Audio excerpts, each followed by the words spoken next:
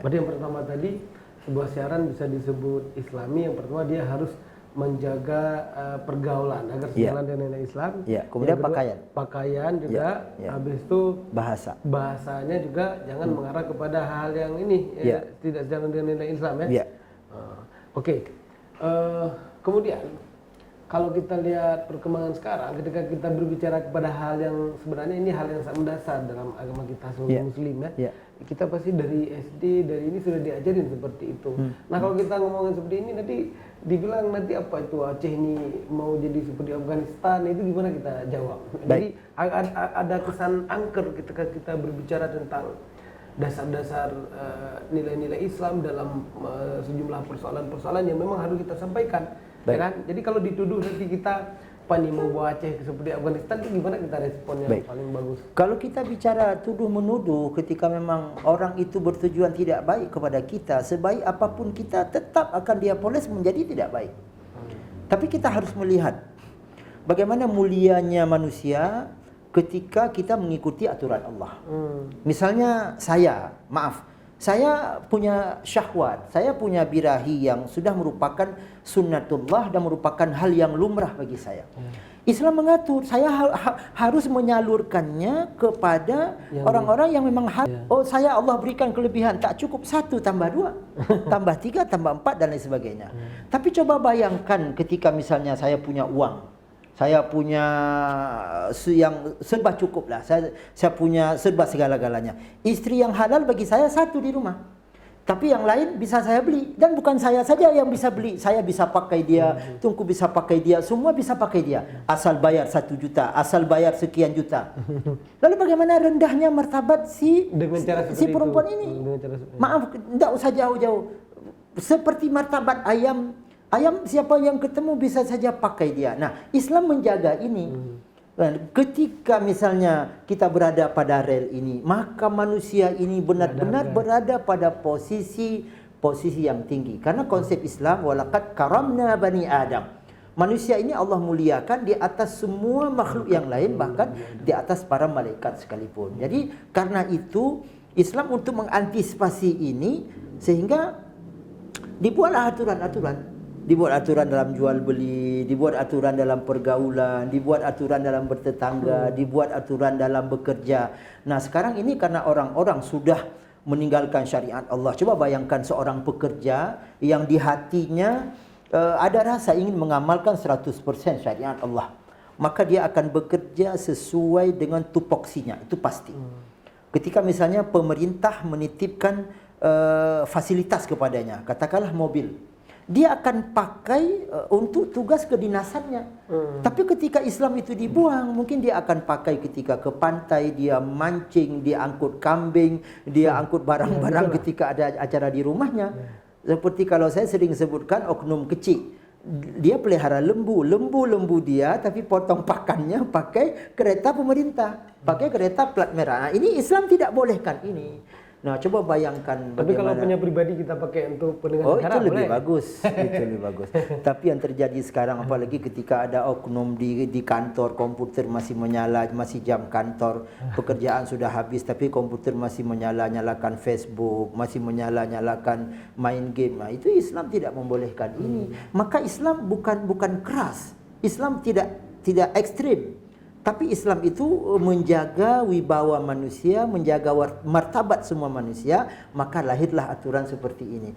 Tapi bagi orang yang memang tidak senang kepada kita, apapun dia pojokkan, itu pasti. Jadi ketika kita bicara ketidaksenangan orang, saya rasa ini tidak akan pernah selesai. Enggak akan pernah tenang. Nah, mungkin orang-orang yang tidak suka kepada syariat Islam, dia akan berupaya bagaimana syariat Islam yang ada di Aceh bisa dicabut kembali dengan berbagai alasan, dengan berbagai dasar-dasar yang mungkin mereka buat berbenturan dengan inilah, berbenturan dengan itulah. Mungkin makanya mungkin Allah dalam Al-Qur'an mengatakan wala yakhafuna laumata laim. Mungkin itu ya.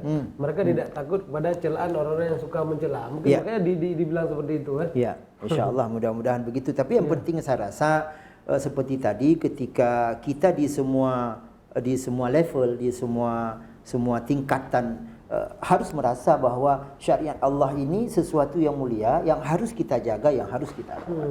Ya, sepakat sekali Tunku. Tadi sempat saya dengar tentang bagaimana Islam membolehkan poligami, ngomong-ngomong itu sudah. Oh, itu rahasia. Rahasia perusahaan. Bercanda. Jadi para pendengar semuanya, jelas sekali tadi bagaimana sih indikator sebuah isi siaran itu disebut Islami. Tadi termasuk juga disebutkan la yaskhar qaumun min qaumin itu ya, tidak boleh satu kelompok memojokkan kelompok yang lain, menghina kelompok yang lain. Jadi siaran yang Islami itu menjaga pergaulan, menjaga pakaian, menjaga tutur bahasa, dan juga tidak melukai orang lain, tidak menyinggung perasaan orang lain. Nah, ini di antara tadi pembahasan dari narasumber kita, 4 indikator awal, ya kan, mungkin bisa jadi nanti ada tambahan indikator awal tentang sebuah isi siaran dia bisa dikatakan Islami.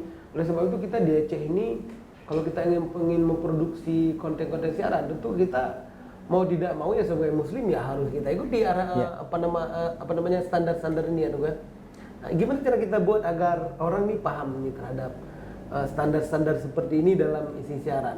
Tapi bukan hanya di siaran radio dan televisi, termasuk juga di mana saja ya, di media digital juga, di internet ya, di YouTube dan sebagainya, di Facebook. Gimana caranya kita sampaikan perkara-perkara seperti ini bahwa ini bukan hanya kepentingan satu kelompok, ini kepentingan kita bersama sebagai Muslim. Baik. Gimana cara kita? Kalau kita melihat keberhasilan Rasulullah Sallallahu Alaihi Wasallam, kenapa beliau berhasil? Bahkan ada satu buku yang kami lupa judulnya, pengarangnya adalah seorang Yahudi. Dia menulis 100 orang berpengaruh di dunia. Nomor 1 Nabi Muhammad Sallallahu Alaihi Wasallam. Jadi kenapa dakwah beliau berhasil? Sampai sekarang kita tidak pernah bertemu dengan beliau, tapi cinta sekali. Mungkin banyak orang Islam jangankan bertemu, bermimpi saja dengan beliau tidak pernah. Kenapa dakwah beliau berhasil?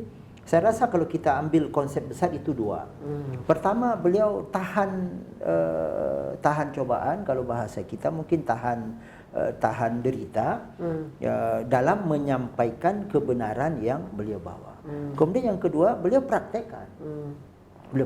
Ketika beliau menganjurkan kita akan memperbanyak salat, beliau sendiri orang yang paling banyak salat.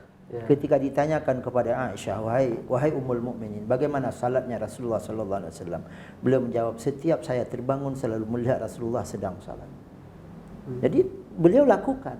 Saya rasa ini yang perlu dilakukan oleh lembaga-lembaga penyiaran ini. Ibda binafsik. Ya, kita mulai dari diri kita. Ya, mudah-mudahan ada, katakanlah misalnya orang-orang yang bermain melalui YouTube dia syuting, kemudian dia edarkan dalam bentuk dakwah, dalam bentuk hiburan. Jadi dia mulai di situ. Sehingga anak-anak ini tahu bahwa oh sebenarnya begini. Tapi kalau dibiarkan seperti ini terus tanpa saring, seperti di YouTube, saya tidak paham apakah itu bisa disaring atau tidak. Di Facebook bisa disaring atau tidak. Ya sebebas itu. Apapun sekarang mungkin ada di Facebook. Di Facebook kata anak-anak muda, ada orang yang pasang foto telanjang, itu ditonton oleh semua orang di dunia ini. Kemudian ada orang yang narasi yang dia buat memojokkan kelompok tertentu, narasi yang dia buat memancing-mancing suasana, memanas-manaskan suasana.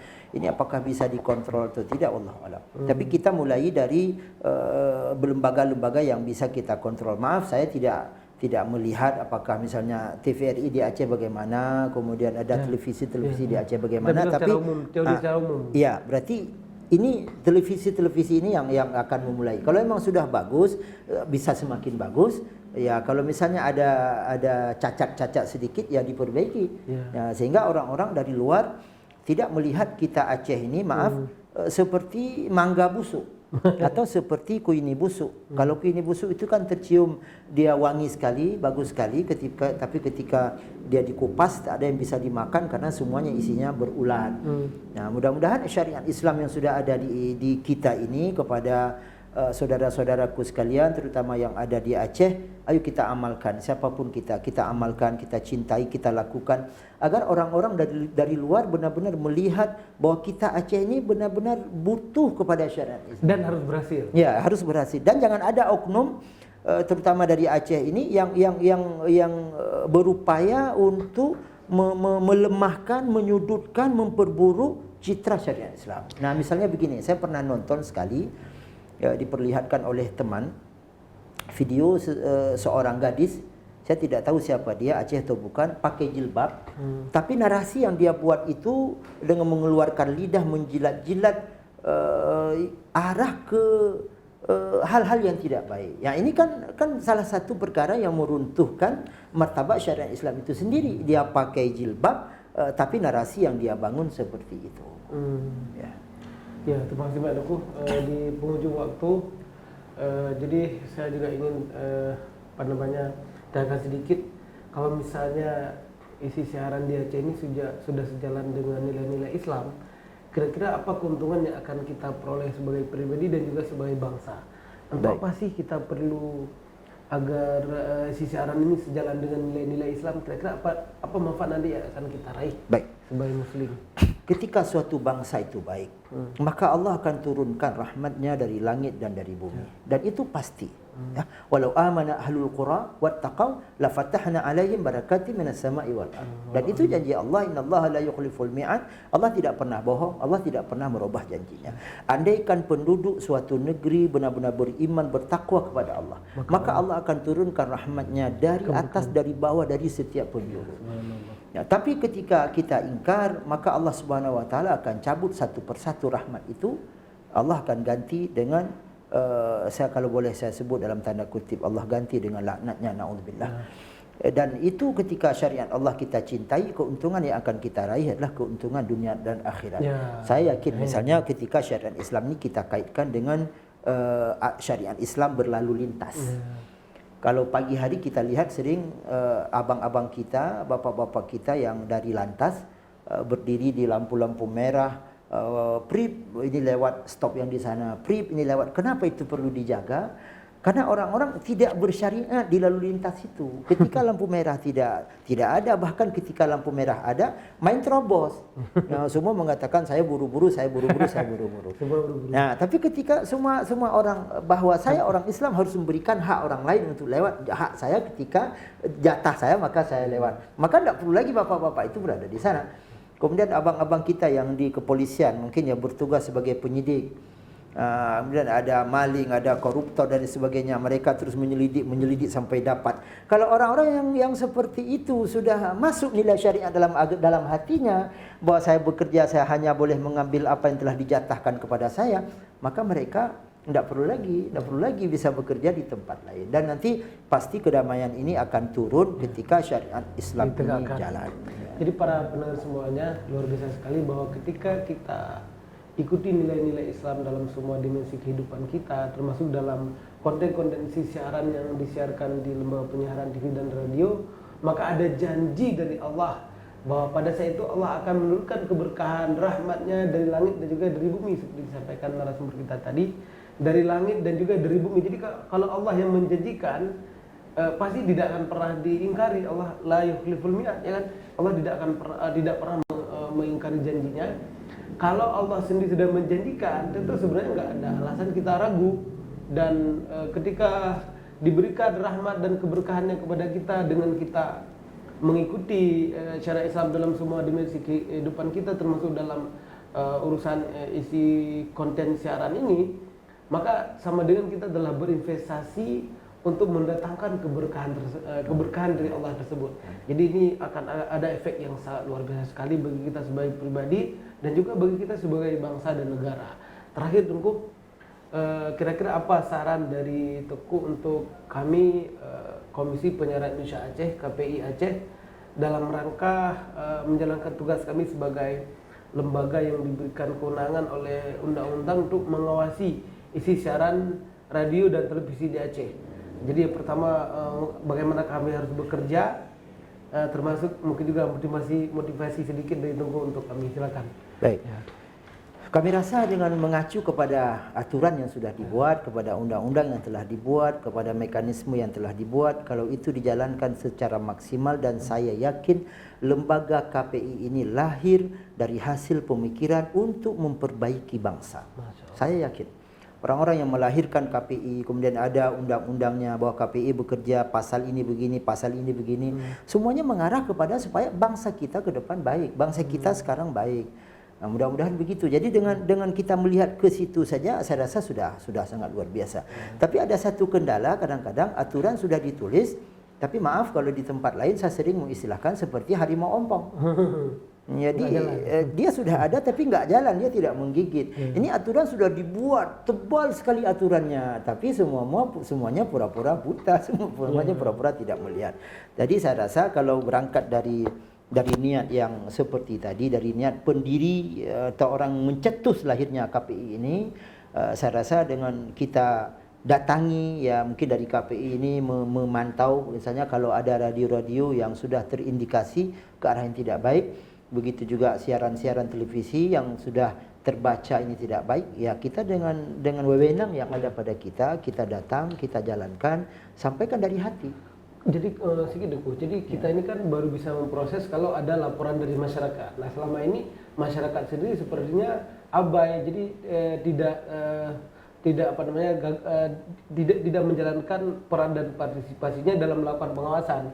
Padahal mestinya masyarakat juga perlu melakukan pengawasan dan nanti melapor kepada KPI Aceh ini, oh ini ada siaran yang dia begini tidak jalan dengan aturan-aturan. Nah pesan Duku untuk masyarakat sendiri dalam rangka peran dan partisipasi mereka untuk melakukan pengawasan ini gimana kira-kira pesan? Saya rasa ini hampir sama dengan kasus pemilih. Kenapa masih ada oknum-oknum pemilih yang kita dengar dengan menerima 100.000 dia coblos? Karena dia tidak tahu bahwa ar-rasy wal murtasyi finnar, pemberi sogok dan penerima sogok, dia kekal di neraka, tidak berarti salatnya ibadahnya. Jadi ini perlu diberikan pemahaman sehingga nanti akan lahir dewan-dewan dan pemimpin-pemimpin yang benar-benar dari hati nurani dan benar-benar akan lahir dari pantauan menurut dia memang dia pantas. Nah ini saya rasa masalah penyiaran ini juga perlu diberikan penyadaran melalui sosialisasi kepada masyarakat bila perlu. Ya buat di setiap desa, buat di setiap desa bahwa kita ini ada KPI, tugas kami tidak perlu disampaikan semuanya, yang bisa dipahami oleh masyarakat saja. Misalnya tugas kami memantau kalau ada televisi yang nakal, kami bisa datang dan bisa ditindak. Kalau ada radio yang nakal, yang menyampaikan konten, menyampaikan siaran yang bertentangan dengan undang-undang negara, bertentangan dengan syariat Islam kita di Aceh, kami bisa datangi dan mereka bisa ditindak. Jadi tolong bapak-bapak, ibu-ibu yang mendengar radio, yang nonton televisi, kalau ada yang begini-begini tolong dilapor. Saya rasa insya Allah begitu tinggal akan kita jalan. Sosialisasi ya. Kalau peran kepada televisi dan radio sendiri, pesan Tunggu kepada radio dan televisi sendiri gimana? Baik. Saya rasa begini, ketika uang berada di depan, maka itu biasanya manusia akan buta. Tapi jangan uang di depan. Misalnya di radio kalau konten ini tayang, di televisi kalau konten ini tayang, maka sekian ratus juta saya dapat, sekian miliar saya dapat. Tapi ini melukai nilai syariat, ini melukai orang-orang yang cinta kepada syariat. Nah berarti dia stop. Tidak jadi. Tapi ketika orang yang sudah uangnya di depan, yang penting kan uang, yang penting uang. Sehingga ini akan melebar sekali ketika itu yang di depan. Misalnya ada orang sedang buat pertanggungjawaban, besi 8 bisa dia tambah angka 1 di belakang jadi besi 18. Realisasi besi 8 tapi yang tertulis besi 18. Harga 80.000 misalnya menjadi 1.800.000 dan lain sebagainya. Nah, saya rasa ketika semua berangkat dari situ, yang saya tidak tahu namanya, yang pimpinan di lembaga radio, pimpinan di lembaga televisi swasta, jadi dia tidak saja melihat ekonomi, tapi yang dia lihat ini kalau saya berpikir ekonomi tapi bangsa hancur, bangsa nanti hancur, Masya Allah apa yang akan terjadi. Jadi saya rasa insya Allah ketika semua orang berangkat dari hati, insya Allah dia akan baik, insya Allah akan menjadi orang yang baik dan semakin baik dan semakin baik. Terakhir Tunggu, karena sudah disinggung tadi tentang soal anggaran ini, jadi kita melihat sebenarnya di lapangan orang penyiaran juga sebenarnya kesulitan juga dia dalam bidang ekonomi ini. Nah dalam hal tadi memproduksi konten-konten yang Islami. Nah, apakah ada pesan Tunggu bagi pemerintah supaya dapat membackup lembaga penyiaran ini supaya mereka dapat menghasilkan konten-konten yang Islami lebih banyak lagi? Baik. Ada pesan Tunggu? Saya rasa di zaman ini walaupun kita bicarakan uang tidak di depan, tapi uang itu perlu. Itu dia. Karena sekarang kan serba uang. Kita misalnya ingin melahirkan sebuah konten yang bagus, kita harus datang ke daerah apa. Kalau tidak ada minyak, ya tentu tidak akan mungkin jalan. Maka saya rasa ini perlu ada kerjasama atau kepedulian yang lebih tajam dari pemerintah sendiri ketika memang bisa lembaga KPI ini yang dapat menyelamatkan bangsa, yang dapat menyelamatkan generasi, mereka akan mengawasi bagaimana lembaga televisi, lembaga radio itu bisa menjadi lebih baik, berjalan sesuai dengan norma-norma. Apalagi kita ini orang timur, tidak dikaitkan dengan agama pun norma kita luar biasa sekali. InsyaAllah mudah-mudahan dengan ada kerjasama yang baik, ya, di dinas syariatnya juga, di MPU-nya juga misalnya, dan termasuk di KPI-nya juga, dan di semua lembaga-lembaga yang punya akses, punya hubungan dengan syariat Islam sendiri. InsyaAllah mudah-mudahan dengan cara seperti ini mudah-mudahan ke depan akan lebih baik. Luar biasa, Teguh, terima kasih banyak. Alhamdulillah para pemirsa, ulasan yang luar biasa tadi sudah kita dengar dari Teguh Salahuddin, dan oleh sebab itu berakhir pula pertemuan kita pada siang ini. Sama-sama kita akhiri dengan doa kafaratul majelis. Subhanakallahumma wa bihamdika asyhadu an la ilaha illa anta astaghfiruka wa atubu ilaik. Assalamualaikum warahmatullahi wabarakatuh. Waalaikumsalam warahmatullahi wabarakatuh.